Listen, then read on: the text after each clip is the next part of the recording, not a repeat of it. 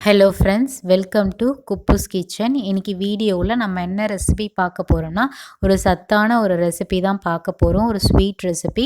இது வந்து உளுந்தம்புட்டு. இந்த உளுந்தம்புட்டு பார்த்திங்கன்னா இடுப்பு வலி, கை கால் வலி, மூட்டு வலி இது எல்லாமே உங்களுக்கு இருந்திருந்தால் கட்டாயம் இந்த புட்டை நீங்கள் வாரத்தில் ஒரு முறை இல்லைனா 2 வாரத்துக்கு ஒரு முறை இந்த புட்டை செஞ்சு சாப்பிட்டு பாருங்கள். உங்களுக்கு அந்த இடுப்பு வலி, முட்டு வலி எல்லாமே குறையிறது உங்களுக்கு கண்ணால் பார்ப்பீங்க. இந்த ரெசிபி எப்படி செய்கிறதுன்னு பார்க்குறதுக்கு முன்னாடி இது வரைக்கும் நீங்கள் நம்ம சேனலை சப்ஸ்கிரைப் பண்ணாமல் இருந்தீங்கன்னா மறக்காமல் சேனலை சப்ஸ்கிரைப் பண்ணுங்கள், லைக் பண்ணுங்கள், ஷேர் பண்ணுங்கள், கமெண்ட்ஸ் பண்ணுங்கள், மறக்காமல் பெல் நோட்டிஃபிகேஷனை கிளிக் பண்ணுங்கள். அப்போ தான் நாங்கள் அப்லோட் பண்ணுற வீடியோஸ் வந்து உங்களுக்கு உடனுக்குடன் வந்து சேரும். வாங்க இந்த ரெசிபி எப்படி செய்கிறதுன்னு பார்க்கலாம். கிச்சனுக்குள்ளே போகலாம். இப்போ நாம் இந்த ரெசிபி செய்கிறதுக்காக ஃபஸ்ட்டு நம்ம வந்து உளுந்து வந்து வறுத்து எடுத்துக்கணும். இதுக்கு கேஸ் ஸ்டவ் ஆன் பண்ணிவிட்டு கடாய் வச்சிட்டேன். கடாய் நல்லா சூடாகட்டும். சூடான பிறகு 1 கப் வந்து வெள்ளை உளுந்து தான் எடுத்து நல்லா வறுத்து எடுத்துக்கணும். உங்ககிட்ட கருப்பு உளுந்து இருந்தால் அதை யூஸ் பண்ணுங்கள். அதுதான் இதை விட ரொம்ப சத்தானது இந்த ரெசிபிக்கு. என்கிட்ட கருப்பு உளுந்து இல்லாதனால நான் வந்து வெள்ளை உளுந்தே சேர்த்துக்கிட்டேன். 1 கப்பில் வந்து வெள்ளை உளுந்தை வந்து நல்லா பொன்னிறமாற வரைக்கும் வறுத்து எடுக்கணும். இந்த ரெசிபி செய்கிறப்போ கம்ப்ளீட்டாக நம்ம வந்து லோ ஃப்ளேமில் வச்சு செய்யணும். அப்போ தான் வந்து ஈவனாக வறுபட்டு வரும். இந்த உளுந்து பார்த்திங்கன்னா 1/2 கப் அளவு வந்து புழுங்கல் அரிசியோ இல்லை பச்சரிசியோ சேர்த்துக்கோங்க. நான் புழுங்கல் அரிசி தான் 1/2 கப் அளவு வந்து சேர்த்துக்கிட்டேன்.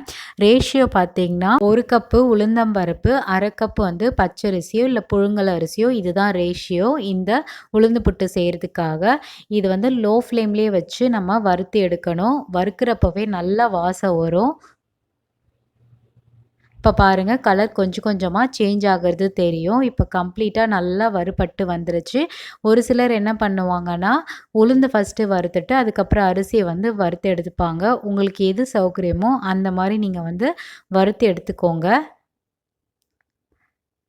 இப்போ உளுந்து நல்லா வறுபட்டு வந்துருச்சு. இப்போ கேஸ் ஸ்டவ் ஆஃப் பண்ணிவிட்டு ஒரு பாத்திரத்தில் மாற்றி நல்லா ஆறட்டும். ஆறின பிறகு நம்ம வந்து மிக்சர் ஜாரில் போட்டு பொடிச்சு எடுத்துக்கலாம். இது ரூம் டெம்பரேச்சர்லேயே வச்சு நல்லா ஆற விட்டுருவோம். இந்த உளுந்தும் அரிசியும் பார்த்திங்கன்னா அடுத்து நான் மிக்சர் ஜார் எடுத்துட்டேன். மிக்சர் ஜாரில் கொஞ்சம் கூட தண்ணி இருக்கக்கூடாது. கம்ப்ளீட்டாக தொடச்சிருங்க. அடுத்து நம்ம வறுத்து வச்சுருந்த உளுந்தும் புழுங்கல் அரிசியும் நம்ம மிக்சர் ஜாரில் வந்து சேர்த்துக்கலாம்.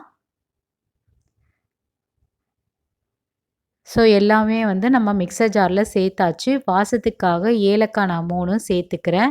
ஏலக்காய் வாசனை பிடிக்காதவங்க ஏலக்காய் வந்து சேர்த்துக்க தேவையில்லை. உங்களோட விருப்பம்தான். இப்போ மிக்சர் ஜாரை வந்து க்ளோஸ் பண்ணியாச்சு.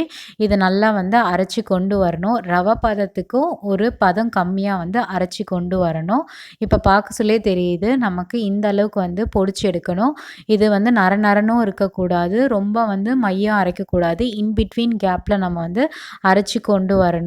அடுத்து உளுந்து பொடியை நான் வந்து ஒரு மிக்சிங் பவுலில் சேர்த்துட்டு கட்டி இல்லாமல் நல்லா உடச்சி விட்டுக்கணும். இதில் கொஞ்சம் கூட கட்டி இருக்கக்கூடாது.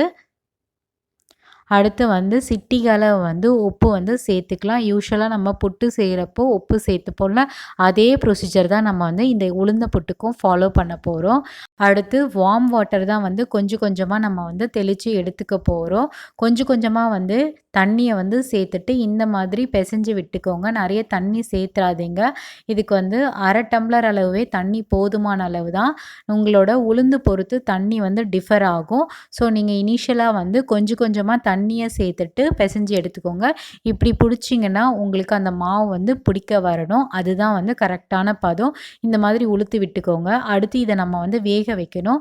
ஸ்டீமர் பிளேட் எடுத்துக்கிட்டேன். ஸ்டீமர் பிளேட்டில் வந்து ஒரு ஒயிட் கிளாத் வந்து ஸ்ப்ரெட் பண்ணிவிட்டேன். நம்ம தயார் பண்ணி வச்சுருந்த மாவு வந்து கொஞ்சம் கொஞ்சமாக இந்த ஸ்டீமர் பிளேட்டில் சேர்த்துக்கலாம்.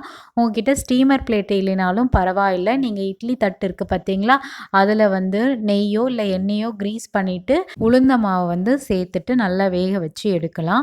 இப்போ நான் வந்து எல்லா உளுந்த மாவையும் சேர்த்துட்டேன். இதை நல்லா ஸ்ப்ரெட் பண்ணி விடுறேன். ஸ்ப்ரெட் பண்ணி விட்டுட்டு நீங்கள் மேலே வந்து தேங்காய் துருவல் சேர்த்துக்கினாலும் சேர்த்துக்கோங்க. நான் இனிஷியலாக தேங்காய் துருவலை சேர்த்துக்கல.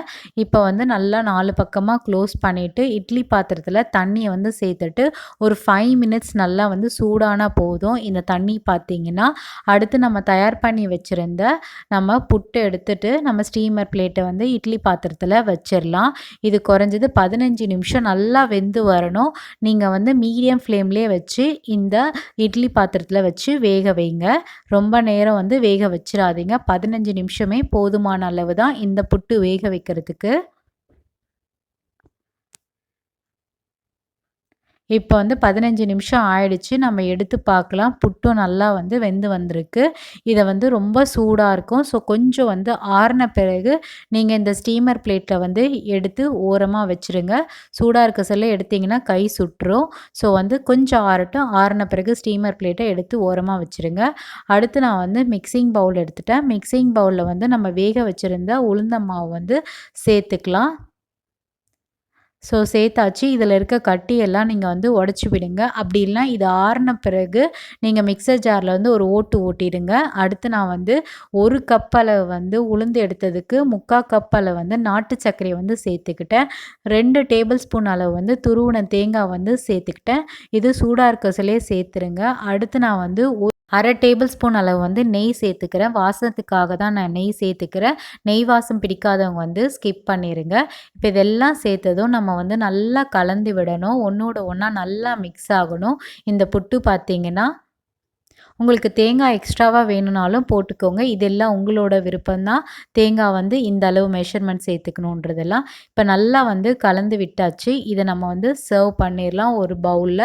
இது வந்து குழந்தைங்கள்லேருந்து பெரியவங்க வரைக்கும் எல்லா ஏஜ் பீப்புள்ஸும் சாப்பிடக்கூடிய ஒரு புட்டு ரெசிபி தான் உளுந்து புட்டு. இதில் அவ்வளோ சத்துக்கள் இருக்குது. இது வாரத்தில் ஒரு முறை இல்லைனா 2 வாரத்தில் ஒரு முறை இதை எடுத்துக்கிட்டால் நம்ம இடுப்பு வலின்றது கொஞ்சம் கொஞ்சமாக ரெடியூஸ் ஆக ஆரம்பிக்கும்.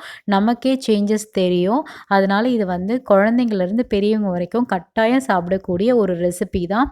இந்த ரெசிபியை நீங்கள் வீட்டில் ஒரு முறை செஞ்சு பார்த்துட்டு எப்படி இருக்குன்றதை எங்களுக்கு மறக்காமல் கமெண்ட்ஸில் தெரியப்படுத்துங்க. இந்த ரெசிபி உங்களுக்கு பிடிச்சிருந்தால் மறக்காமல் சேனலை சப்ஸ்கிரைப் பண்ணிவிட்டு சப்போர்ட் பண்ணுங்கள். அதே போல் இந்த ரெசிபி உங்களோட ஃப்ரெண்ட்ஸ் யாருன்னா இடுப்பு வலி முட்டி வலி இருக்கவங்களுக்கு ஷேர் பண்ணுங்கள். இதே போல் வேறு ஒரு டிஃப்ரெண்ட்டான ரெசிபி வீடியோவில் சந்திக்கலாம். பை.